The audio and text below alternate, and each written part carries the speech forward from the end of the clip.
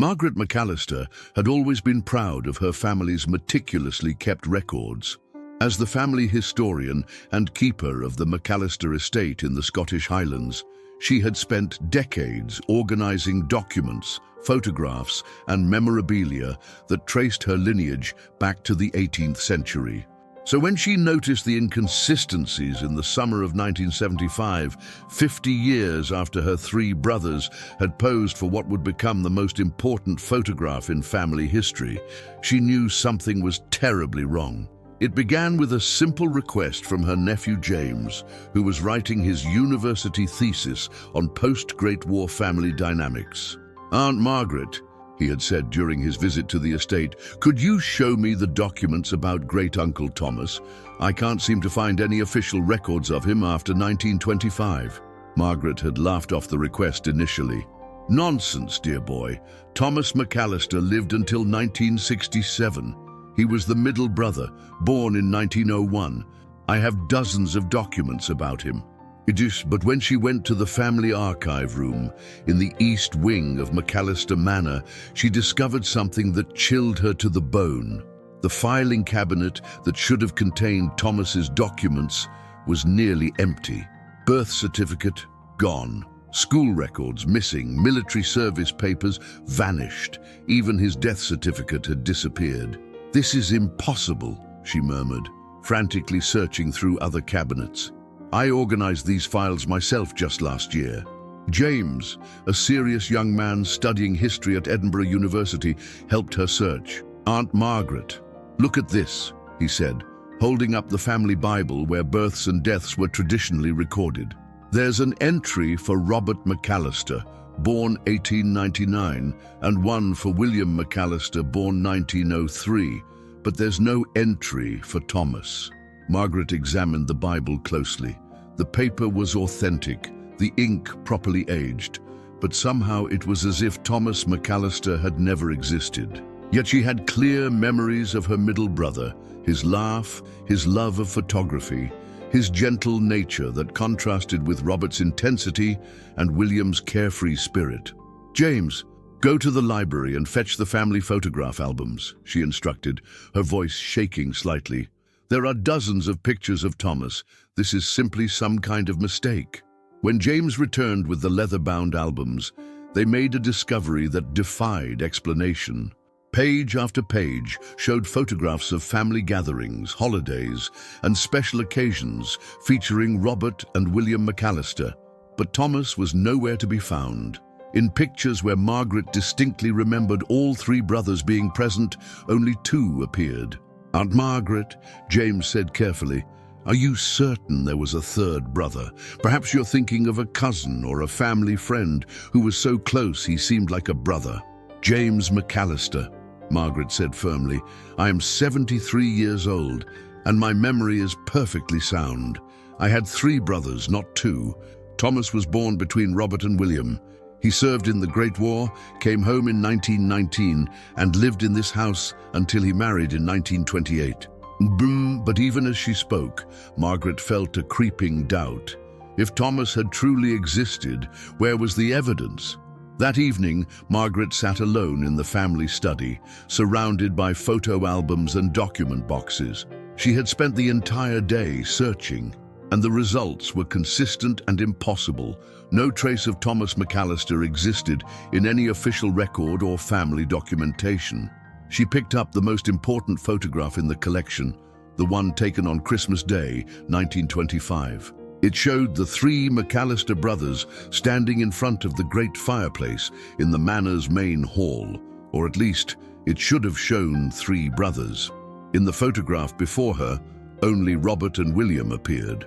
Robert, tall and dark-haired, wearing his Royal Navy dress uniform. William, shorter and fair, dressed in a dapper civilian suit with a bright smile. Between them was empty space. Not obviously empty, but the composition seemed natural for two people, not three. Yet Margaret had vivid memories of this photograph being taken. She remembered being 23 years old, recently returned from finishing school in London, watching as the three brothers posed together. She could see Thomas in her mind, medium height, brown hair, wearing a dark green suit that complemented his eyes. "This is madness," she whispered to herself. "People don't simply vanish from history." Margaret decided to seek help from outside the family. The next morning, she drove to the village of Dalcross and visited the office of Dr. Harold Sinclair, the local physician who had served the community for over 40 years. "Dr. Sinclair," she said, "I need to ask you about my family's medical records, specifically about my brother Thomas." Dr. Sinclair, a man in his 70s with keen blue eyes and a white beard, looked puzzled. "Thomas? Margaret, my dear, I've been the MacAllister family physician since 1930. I've treated you, Robert and William, for decades, but I have no record of a brother named Thomas." "But surely you must remember him," Margaret pressed. "He would have been one of your first patients when you began practicing here. He married Eleanor Fitzpatrick in 1928.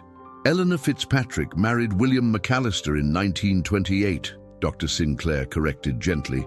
"It was quite the event. The whole village attended the wedding. They moved to London afterward." Margaret felt the world spinning around her. In her memory, Eleanor had married Thomas, not William. William had remained a bachelor, becoming something of a local character known for his adventures and travels. "Dr. Sinclair, I'm going to ask you something that may sound strange. Do you remember 3 MacAllister sons returning from the Great War?" The doctor considered carefully. "2 sons returned, Margaret, Robert and William. Both were fortunate to survive when so many of our local boys didn't. I remember treating them both for various war-related ailments when they came home." Margaret returned to the manor deeply disturbed. She spent the afternoon calling old family friends and neighbors, asking carefully worded questions about her brothers. The responses were consistent and horrifying. Everyone remembered Robert and William MacAllister, but no one had any memory of Thomas.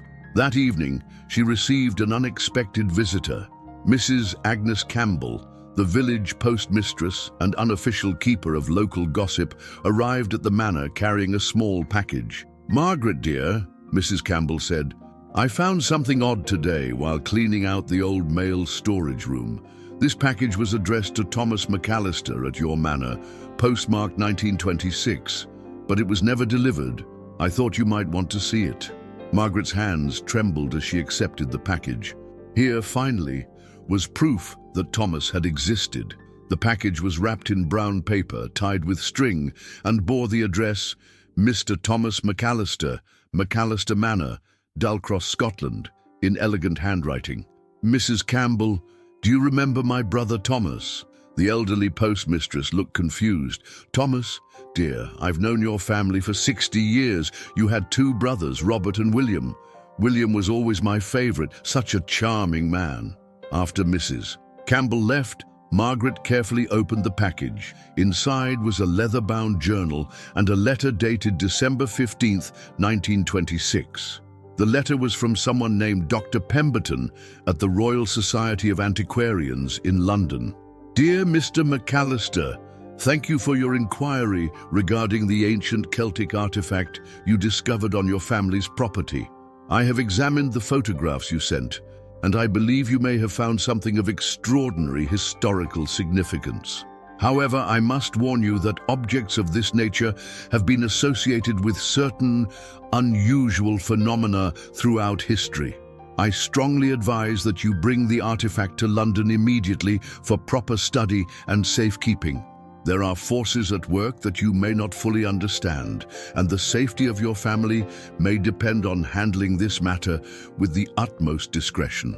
I await your urgent reply. Yours sincerely, Dr. Edmund Pemberton."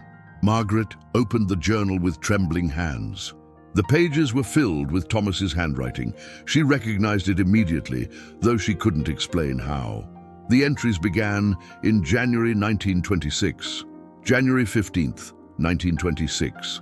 "Found the most extraordinary thing today while clearing the old foundation stones behind the manor.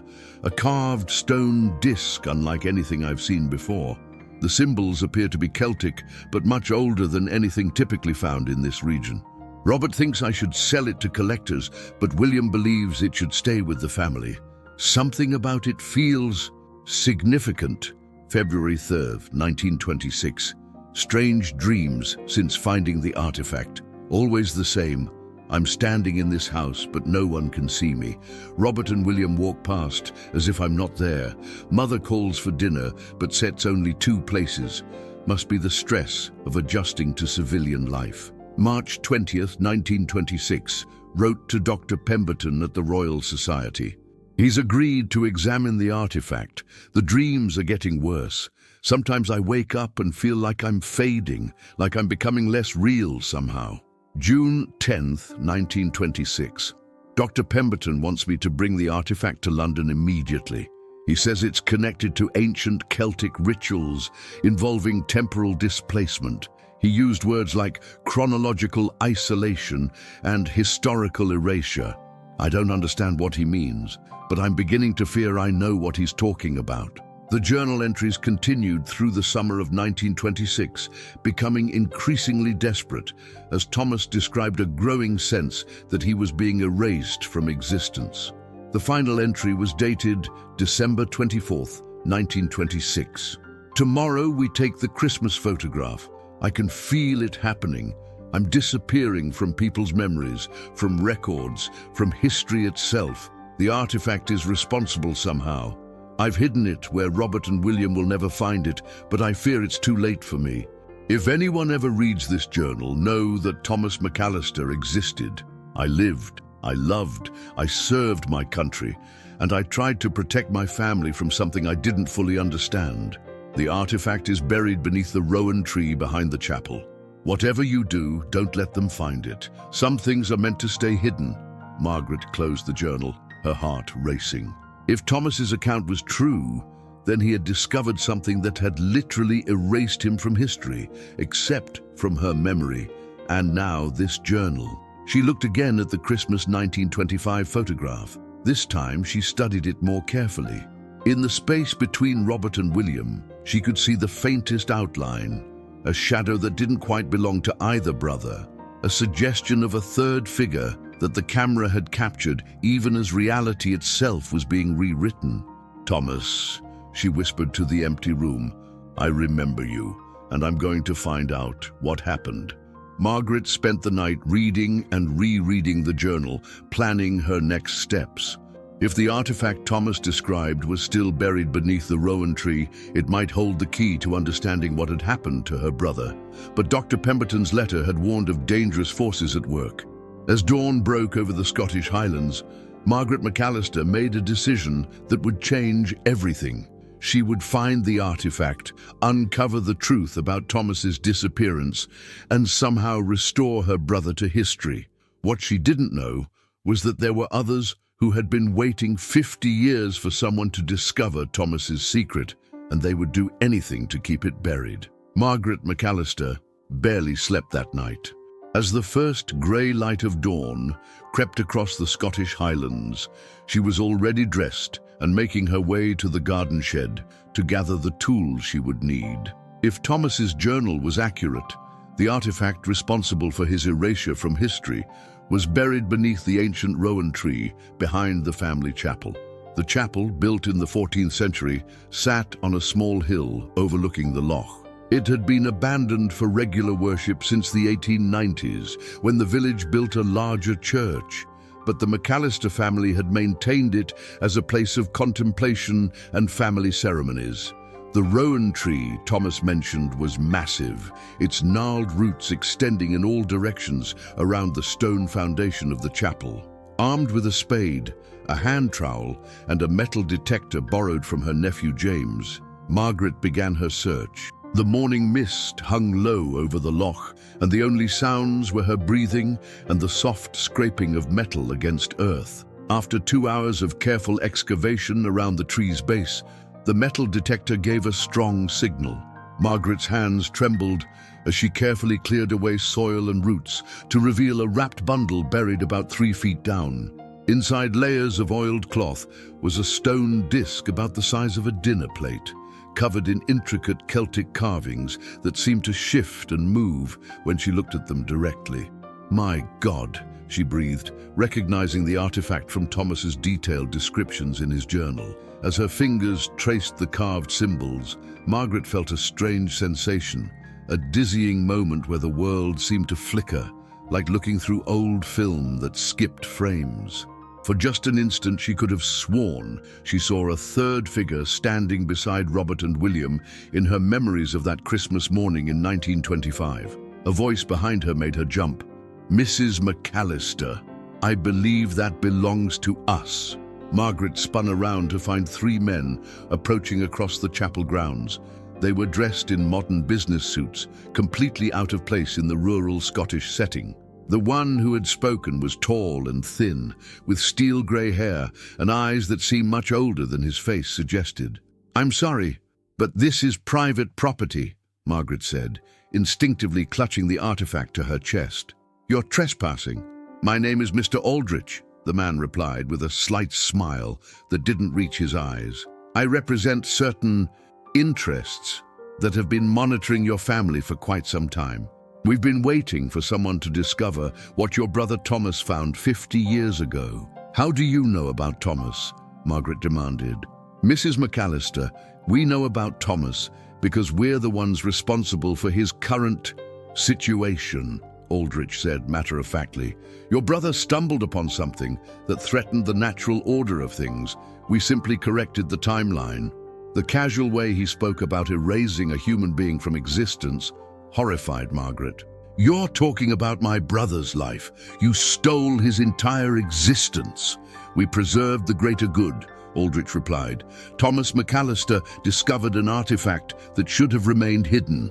When he refused to cooperate with our organization, measures had to be taken." Margaret noticed that the two men flanking Aldrich had moved to cut off her potential escape routes. "What organization? What gives you the right to erase people from history?" "We are the Temporal Preservation Society," Aldrich explained. "We've existed in various forms for over 3 centuries, tasked with protecting the timeline from dangerous alterations. Objects like the one you're holding can cause paradoxes, temporal fractures, and reality distortions that threaten the stability of history itself. Then why don't you just destroy it?" Aldrich's smile became genuinely amused. "Because it can't be destroyed, Mrs. MacAllister. These artifacts were created by the ancient Celts using knowledge they barely understood, knowledge that tapped into the fundamental structure of time itself. The best we can do is contain them and ensure they don't fall into the wrong hands." Margaret took a step backward, her mind racing. "If you've been monitoring my family, why did you wait 50 years to retrieve this?" "Because until you found it, it was safely buried and inactive," Aldrich replied. "Artifacts like this respond to bloodline connections. Only a MacAllister could have located it, and only a MacAllister can fully activate its power. Thomas learned that lesson the hard way." "What exactly did you do to my brother?" "Thomas MacAllister was offered a choice," Aldrich said. "He could hand over the artifact and allow us to relocate him to a safe location where he could live out his life in comfort, or he could face the consequences of keeping it. He chose poorly." Margaret's grip tightened on the stone disc. She could feel warmth emanating from it, and the carved symbols seemed to pulse with faint light. "You used the artifact against him. The artifact, when properly utilized, can isolate individuals from the timeline," Aldrich confirmed. "Thomas exists in a temporal pocket. He's alive, but disconnected from causality. He experiences time, but time doesn't experience him. He has no impact on history, no records, no legacy. That's monstrous." "It's necessary," Aldrich replied coldly. "Now, Mrs. MacAllister, I'm going to ask you to hand over the artifact. You can do so voluntarily and join your brother in comfortable isolation, or we can use more direct methods." Margaret looked at the ancient stone in her hands, feeling the power humming within it. Thomas's journal had mentioned that Dr. Pemberton at the Royal Society of Antiquarians had understood its properties. If she could reach London, perhaps she could find answers and a way to reverse what had been done to her brother. "I need to think about this," she said, playing for time. "I'm afraid that's not an option," Aldrich replied, nodding to his companions. As the two men stepped forward, Margaret did something that surprised everyone, including herself. She pressed her palms firmly against the artifact and spoke the words she had memorized from Thomas's journal, words he had copied from the stone itself. Aim sir ar eis, quimne ar eis, and firine ar eis. Time return, memory return, truth return. The effect was immediate and dramatic. The world around her seemed to explode with light and sound, and suddenly she was no longer standing in the chapel grounds in 1975. She was witnessing the events of Christmas Day, 1925, as if she were there. She saw her three brothers standing in the great hall of MacAllister Manor, posing for the family photograph. Thomas was there, solid and real, laughing at something William had said. Robert stood with military precision, while William gestured animatedly as he told a story. But even as she watched, the scene began to change. Thomas's figure became translucent, and she could see him frantically gesturing, his mouth moving as if he were trying to warn them about something. The photographer, focused on his camera, didn't notice. Robert and William continued their conversation, unable to see or hear their brother as he slowly faded from existence. "No!" Thomas was shouting in the vision. "They're coming! Don't let them take the artifact! Remember me! Please remember me!" The vision shattered, and Margaret found herself back in 1975, lying on the ground beside the rowan tree. Aldrich and his men were nowhere to be seen, but she could hear vehicles approaching in the distance. The artifact in her hands was now glowing with a steady, warm light, and Margaret realized that by speaking the ancient words, she had somehow activated its power. More importantly, her memories of Thomas were now crystal clear and unshakable. She could remember dozens of conversations, shared experiences, and moments that proved beyond doubt that her brother had existed. Margaret struggled to her feet and ran toward the manor. She needed to get to London, find Dr. Pemberton or his successors at the Royal Society, and learn how to use the artifact to rescue Thomas from his temporal prison. But as she reached the manor, she discovered that activating the artifact had done more than restore her memories. In the family study, the photograph albums now showed Thomas clearly in many pictures. The family Bible once again contained his birth record. Documents were reappearing in the archives. However, with Thomas's return to the records came a new problem. Margaret found a telegram waiting for her, sent that morning. "Mrs. MacAllister, stop temporal disturbance, detected your location. Stop full enforcement team dispatched. Stop surrender artifact immediately or face consequences. Stop temporal preservation society." Margaret realized she was now in a race against time. She had perhaps hours before Aldrich returned with reinforcements. She needed to find answers quickly, and the only lead she had was Dr. Pemberton's letter from 1926. She gathered Thomas's journal, the artifact, and what documents she could carry, then drove toward Edinburgh. If the Royal Society of Antiquarians still existed, they might have records of Dr. Pemberton's research. And if Thomas's theories were correct, she might be able to find a way to bring him back completely, not just restore his memory, but return him to the physical world. As she drove through the Scottish countryside, Margaret noticed something strange in her rearview mirror. The landscape seemed to shimmer occasionally, as if reality itself was unstable. She realized that by activating the artifact, she might have opened a door between timelines, and Thomas might be trying to communicate with her across 50 years of temporal isolation. The question was whether she could master the artifact's power before the Temporal Preservation Society found her, and whether she was strong enough to pull her brother back from a prison that existed outside of time itself. The stone disc hummed with energy on the seat beside her, its Celtic symbols glowing faintly in the afternoon sunlight, holding secrets that could reshape history or destroy it entirely. Margaret MacAllister arrived in London as the autumn rain began to fall, turning the city streets into mirrors that reflected the gaslight and neon in fractured patterns. It was October 15th, 1975. and she had exactly 48 hours before the Temporal Preservation Society would track her to the city. The artifact pulsed with increasing intensity in the leather satchel she carried, and her memories of Thomas grew stronger by the hour. The Royal Society of Antiquarians occupied a Georgian townhouse in Bloomsbury, its facade weathered by centuries of London's soot and rain. Margaret approached the building with trepidation, clutching Thomas's journal and the letter from Dr. Pemberton that had led her here. The receptionist, a young woman with wire-rimmed glasses and an efficient manner, looked up as Margaret entered. "Good afternoon. How may I help you?" "I need to speak with someone about research conducted by Dr. Edmund Pemberton in the 1920s, Margaret said. "It's regarding Celtic temporal artifacts." The receptionist's expression shifted from polite interest to wariness. "Dr. Pemberton, that's quite historical. May I ask what your interest is?" "I'm Margaret MacAllister. My family was involved in his research 50 years ago." "One moment, please." The receptionist made a phone call, speaking in hushed tones. After several minutes, she returned. "Dr. Harrison will see you. 3rd floor, room 312.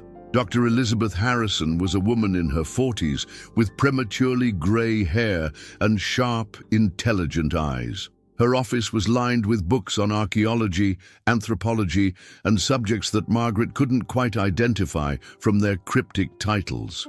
"Mrs. MacAllister, Dr." Harrison said, gesturing to a chair across from her desk. "You mentioned Dr. Pemberton. Are you referring to Edmund Pemberton's work on Celtic chronological manipulation? You know about his research?" Dr. Harrison studied Margaret carefully. "The Royal Society maintains certain specialized archives. Dr. Pemberton's work was classified after his disappearance in 1927. May I ask how you came to know about it?" Margaret produced Thomas's journal and Dr. Pemberton's letter. "My brother Thomas discovered a Celtic artifact in 1926. Dr. Pemberton was helping him understand it, but something went wrong, and Thomas was erased from history." Dr. Harrison's demeanor changed immediately. She stood and locked her office door, then activated what appeared to be a sophisticated electronic device that emitted a low humming sound. "Temporal shielding," she explained.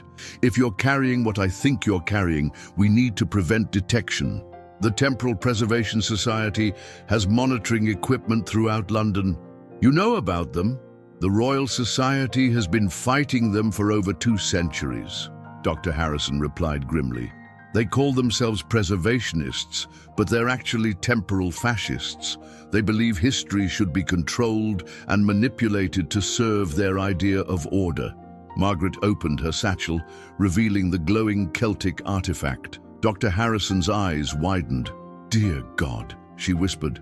"That's a Class 7 chronological manipulation device. I've only seen drawings in Pemberton's notes. Can you help me bring my brother back?" Dr. Harrison moved to a wall safe and withdrew a thick folder.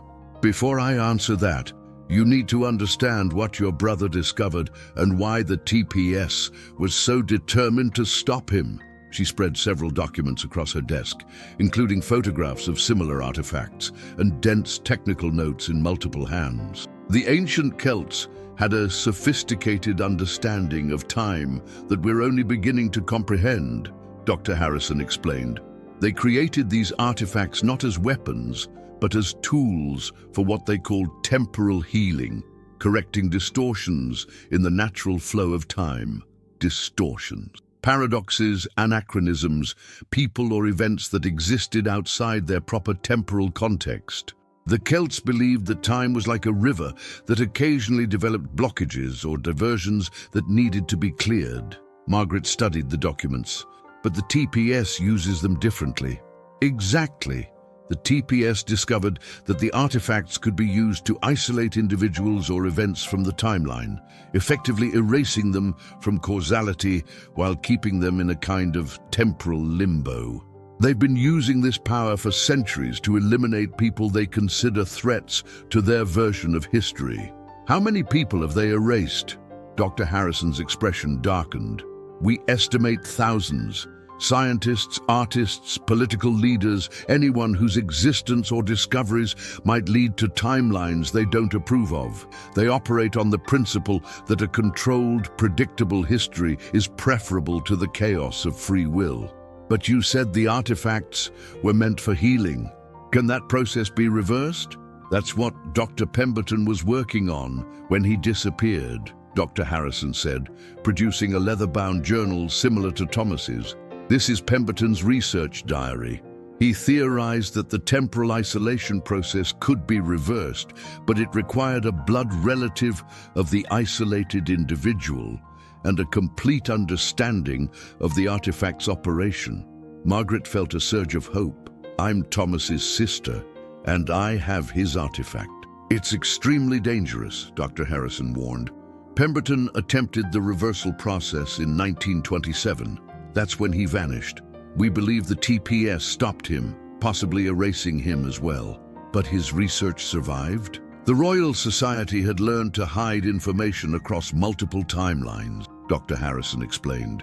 We've developed techniques to preserve knowledge even if individuals are erased. Pemberton's work exists in fragments across different temporal caches. Dr. Harrison led Margaret to a hidden room behind her office, accessed through a bookshelf that swung open to reveal a sophisticated laboratory. The walls were covered with charts showing temporal equations, photographs of various Celtic artifacts, and what appeared to be monitoring equipment for detecting timeline disturbances. This is where we study temporal mechanics, Dr. Harrison said, and where we've been developing countermeasures against the TPS. She activated several machines that began analyzing the artifact Margaret carried. Your brother's artifact is particularly powerful, she noted, studying the readouts. The temporal signature suggests it's been actively maintaining a connection across 50 years of isolation. What does that mean? It means Thomas is still fighting, Dr. Harrison said with admiration. Most people isolated by the TPS lose coherence within months. Your brother has somehow maintained his identity and purpose for 5 decades. Margaret thought of the flickering images she had seen, the sense of Thomas trying to communicate across time. He's been trying to reach me, and the fact that you retained memories of him, despite the erasure, suggests you have a natural resistance to temporal manipulation. It's rare, but some individuals can maintain memories across timeline changes. Dr. Harrison produced a complex diagram showing the theoretical process for temporal restoration. According to Pemberton's notes, the reversal requires 3 elements: the original artifact, a blood relative with temporal resistance, and what he called a chronological anchor, an object or location that existed in both the original timeline and the altered one. The Christmas photograph, Margaret said immediately. Thomas mentioned it in his journal. It was taken the day before his final journal entry. Perfect. If that photograph still exists in both timelines, it could serve as the anchor point. Dr. Harrison began gathering equipment. But we need to work quickly. Every minute that artifact remains active increases the risk of TPS detection. And if they locate us, what happens if they find us? They'll erase everyone involved, Dr. Harrison said simply. You, me, everyone at the Royal Society who knows about this research. They've done it before. Margaret felt the weight of responsibility settling on her shoulders. She wasn't just trying to save Thomas, she was potentially putting many other lives at risk. There's something else you should know, Dr. Harrison continued. The TPS has been planning something called the Great Consolidation, a massive temporal manipulation that would eliminate thousands of people they consider problematic and create a timeline completely under their control. When? Soon. We believe your brother's artifact is one of the key components they need. By awakening it, you may have accelerated their schedule. Margaret looked at the Celtic stone, its symbols now pulsing with urgent rhythm. Then we need to get Thomas back and stop them. The ritual must be performed at the exact location where the original temporal displacement occurred, Dr. Harrison said. When did Thomas disappear? Margaret consulted his journal. Christmas Day, 1925. The family photograph was taken in the morning, and his last journal entry was written that evening. Then we have to return to Scotland, Dr. Harrison said, to your family manor on Christmas Day. But that's 2 months away. Dr. Harrison shook her head. Not Christmas Day, 1975. Christmas Day, 1925. We have to travel back 50 years and intercept the original displacement event. Margaret stared at her in shock. Time travel? Is that possible? With an artifact of this power, guided by someone with your temporal resistance? Yes, it's possible, but it's also incredibly dangerous. If we change anything else about that day, we could create paradoxes that unravel reality itself. What choice do we have? Dr. Harrison was already packing equipment into a specialized case. None. The TPS will never stop hunting for that artifact, and Thomas will remain trapped forever unless we act. Indeed, as they prepared to leave London, alarms began sounding throughout the Royal Society building. Dr. Harrison checked her monitoring equipment and paled. "They've found us," she said.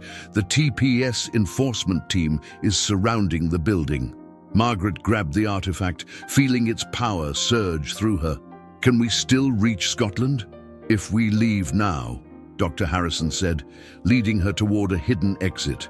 "But once we begin the temporal displacement, there's no going back. We either succeed in restoring Thomas and stopping the TPS, or we all become erased from history." As they escaped into the London night, Margaret looked back at the Royal Society building to see dark figures moving through the shadows. The final confrontation with the Temporal Preservation Society was approaching, and the fate of her brother, and perhaps history itself, hung in the balance. The artifact pulsed with increasing urgency, as if it too understood that time was running out. The temporal displacement began at midnight on October 18, 1975, in a hidden chamber beneath Roslin Chapel, 20 miles south of Edinburgh. Dr. Harrison had explained that the chapel's unique architecture and history of mystical significance made it an ideal location for chronological manipulation, away from the Temporal Preservation Society's monitoring networks. Margaret stood within a circle of ancient stones that Dr. Harrison's colleagues had arranged according to specifications found in Dr. Pemberton's lost research. The Celtic artifact rested on a pedestal at the center, its carved symbols now blazing with silver light that seemed to bend reality around its edges. "Remember," Dr. Harrison said, making final adjustments to the temporal guidance equipment, "you have exactly 24 hours in 1925. You must arrive at MacAllister Manor before the family photograph is taken, locate Thomas, and prevent the original displacement event without changing anything else about that day. What if I can't find him in time? Then you'll both be trapped in 1925, and the TPS will have won," Dr. Harrison replied grimly. "But there's something else. My instruments are detecting massive temporal distortions approaching our location. The TPS isn't just trying to stop us. They're implementing their great consolidation ahead of schedule." Margaret looked at the monitoring screens Dr. Harrison had set up. They showed swirling patterns of energy that meant nothing to her. But the urgency in Dr. Harrison's voice was unmistakable. "They're using your activation of the artifact as a catalyst," Dr. Harrison explained. "When you spoke those Celtic words at the chapel, you created a temporal beacon. Now they're channeling that energy to power their mass erasure protocol. How many people are they planning to eliminate? Everyone the Royal Society has ever helped, everyone who has ever opposed them, everyone whose existence threatens their vision of controlled history. We're talking about potentially millions of people across multiple timelines." Margaret felt the weight of responsibility threatening to crush her. "I've doomed them all." "No," Dr. Harrison said firmly. "You've given us the only chance we have to stop them. Your brother Thomas discovered something in 1925 that the TPS has been afraid of for 50 years. The only way to learn what it was is to go back and find him." The temporal circle began to hum with power, and Margaret felt reality starting to blur around the edges. What did Thomas discover? "We don't know," Dr. Harrison admitted. "But his journal entries suggest he learned something about the true nature of the Celtic artifacts, something that threatened the TPS's entire operation." The displacement reached critical intensity. Margaret gripped the Celtic artifact, feeling its warmth spread through her entire body. The world around her dissolved into streams of light and shadow, and she felt herself falling backward through time itself. When reality stabilized, Margaret found herself standing in snow-covered hills overlooking MacAllister Manor on the morning of December 25th, 1925.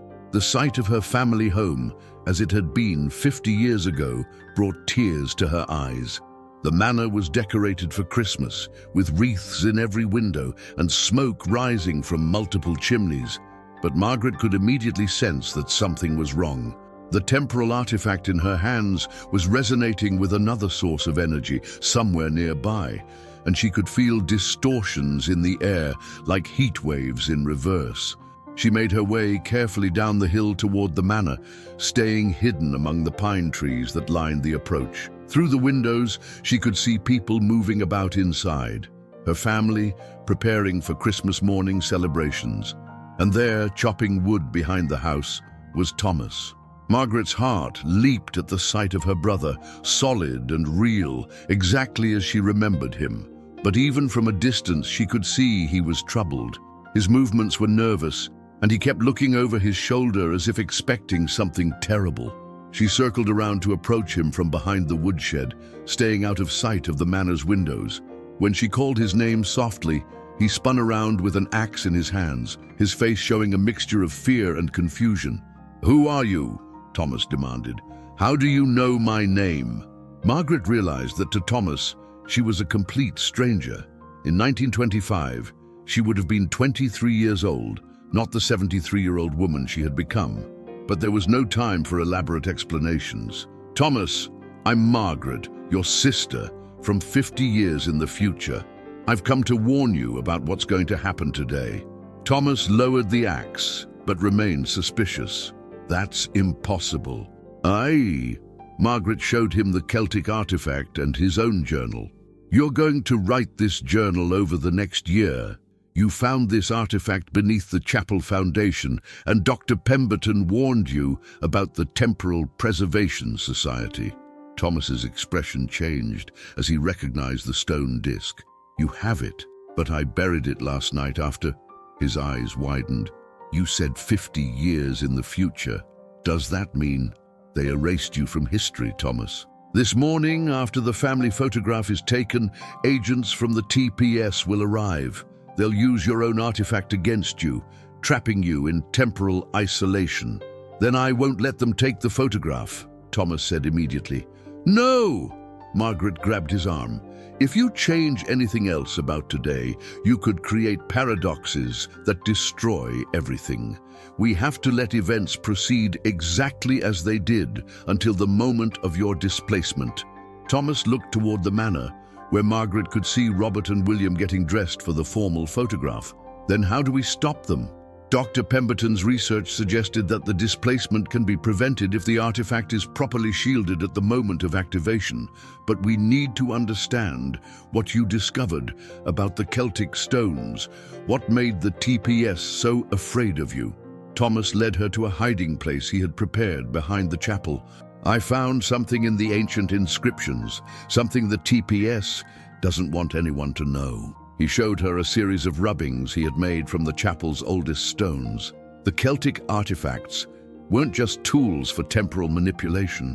They were keys to a much larger system, a network of temporal anchor points that the Celts established across Britain and Ireland. "What kind of network?" "A defense system," Thomas explained. The Celts knew that someday someone would try to control history for their own purposes. They created a way to lock the timeline to prevent large-scale temporal manipulation. Margaret studied the rubbings, beginning to understand. The TPS has been searching for these anchor points. They found most of them over the centuries and disabled them. But there's one they've never located, the master anchor, hidden somewhere in Scotland.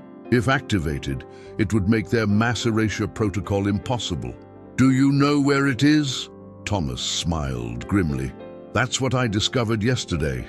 The master anchor isn't a place, it's a person. Someone whose bloodline is directly connected to the original Celtic temporal architects. Margaret felt a chill of understanding. The MacAllister family. Our ancestor, William MacAllister, was one of the Celtic druids who created the temporal defense network in the 7th century. The mastery anchor isn't hidden somewhere, it's inherited, passed down through specific bloodlines. Then I'm the current anchor, Thomas confirmed, and when I die it passes to the next generation. That's why the TPS can't just kill me. They need to erase me from history completely, breaking the bloodline connection. Margaret realized the full scope of what they were facing. But if you're erased, the anchor is lost forever. Unless someone from the same bloodline can take my place, Thomas said, looking at her meaningfully. Before Margaret could respond, she heard the sound of automobile engines approaching the manor. Through the trees, she could see 3 black vehicles making their way up the drive. They're here, Thomas said, 50 years early. Margaret looked at the manor, where her family was beginning to gather for the Christmas photograph. The temporal displacement brought them back with me. We've changed the timeline. Then we need to activate the master anchor now, Thomas said, before they can complete their mass erasure. How? Thomas produced another Celtic artifact from his hiding place. This one different from the temporal manipulation device, covered in symbols that seemed to pulse with deep, protective energy. The anchor stone, he explained. I've been studying it for months, learning the activation ritual. But it requires a sacrifice.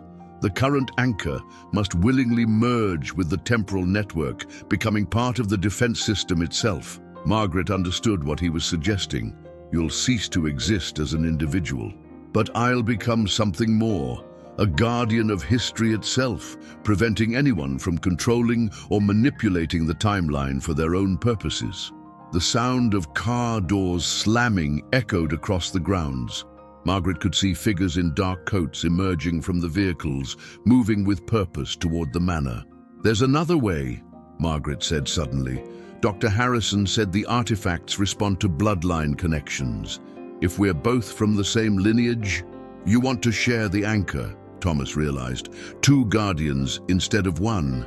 We can maintain the defense while keeping our individual existence. Thomas looked uncertain. The ritual has never been attempted with multiple participants. It could go wrong in ways we can't predict. Then we'd better hope the Celts built their systems as well as we think they did, Margaret said, placing her hands on the anchor stone alongside her brothers. The ancient artifact immediately blazed with golden light that spread outward in ripples, creating a dome of protective energy around the chapel grounds. In the distance, they could hear shouts of alarm from the TPS agents as their equipment began malfunctioning. Cosenta Remzir, Cosenta Chuimne, Cosenta Firine. Protection of time, protection of memory, protection of truth. Margaret and Thomas spoke in unison, somehow knowing the ancient words that the artifact itself seemed to whisper to them. The effect was immediate and overwhelming. Margaret felt her consciousness expanding, connecting not just with Thomas, but with a vast network of temporal guardians that stretched across centuries. She could sense other anchor points awakening throughout Britain and Ireland, forming an unbreakable web of protection around the timeline. At the same time, she felt the TPS's mass erasure protocol hitting the defensive network like a massive wave, striking an immovable cliff. The energy dissipated harmlessly, unable to penetrate the Celtic temporal shields. Through her expanded awareness, Margaret could sense Aldrich and his team retreating in confusion as their equipment failed and their temporal manipulation abilities were neutralized. The great consolidation had been stopped before it could begin, but the transformation was not without cost. Margaret felt herself changing, becoming something between human and temporal guardian. She would still exist, still maintain her individual consciousness, but she would also be forever connected to the defense network, watching and protecting history from those who would control it. Thomas underwent the same transformation, and together they became the new guardians of the timeline, brother and sister united across 50 years, protecting the free flow of history for all future generations. As the golden light faded, Margaret found herself standing in the chapel grounds, but the year was once again 1975. The temporal displacement had ended, returning her to her own time, but with Thomas now restored to both memory and physical existence. "Did we succeed?" Thomas asked, looking around at the familiar but changed landscape. Margaret consulted her restored memories and smiled. "Look at your hands," she said. Thomas looked down to see that his hands bore faint golden marks, the symbols of the temporal anchor. Margaret's hands showed the same marks, proof of their shared guardianship. "The TPS? Powerless," Margaret confirmed. "The anchor network is active and will remain so as long as our bloodline endures."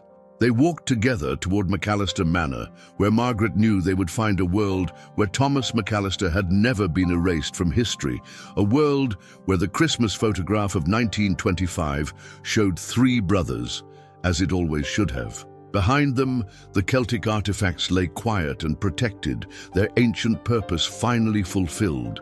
The timeline was secure, history was free, and the MacAllister family legacy as guardians of temporal integrity would continue for generations to come. The three brothers had taken a photograph in 1925, and 50 years later, no one would ever be erased from the records again. Legal disclaimer. This story is completely fictional and created for entertainment purposes only. Any resemblance to real persons living or dead, real events, or real institutions is purely coincidental. The supernatural elements, temporal manipulation concepts, and historical references are fictional and not intended to represent actual historical facts or promote belief in time travel or paranormal activities. The story is set in various historical periods and includes language and social contexts appropriate to those eras for narrative authenticity purposes.